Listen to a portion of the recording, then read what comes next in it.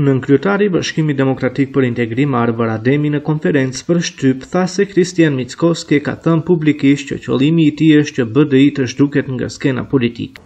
Mbrëm kryetari i VMRO-DPMANES, zoti Kristian Mickoski, para gjithë opinionit publik në Maqedoni, e zbuloi hapur thelbin e politikës së tij.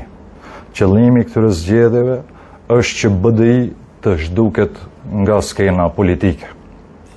Me këtë, Mickoski e konfirmoi vërtetësinë e asaj që BDI e ka thënë me muaj të tërë.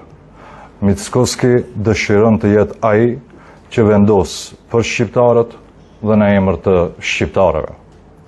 Kjo platformë ideologjike e rrezikshme, për të cilën kemi paralajmëruar vazhdimisht, tashmë doli në pah. Ideja e Mickoskit, vegël e projektit famkeq të botës serbe, është të pengoj bashkimin dhe përfaqësimin e fuqishëm të shqiptarëve.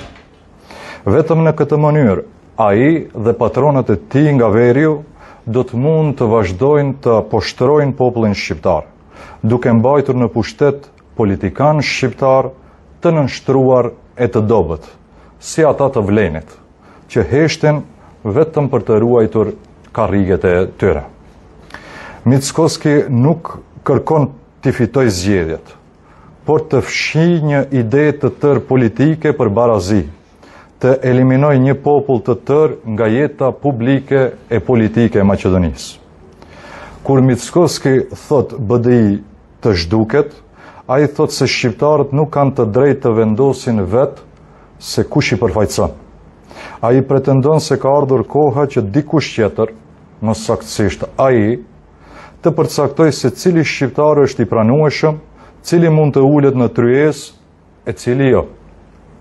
Ky është një tentim për pastrim politik që do t'i kthehet në bumerang. Mickoski duhet ta di se shqiptarët vendosin vetë për përfaqësuesit e tyre.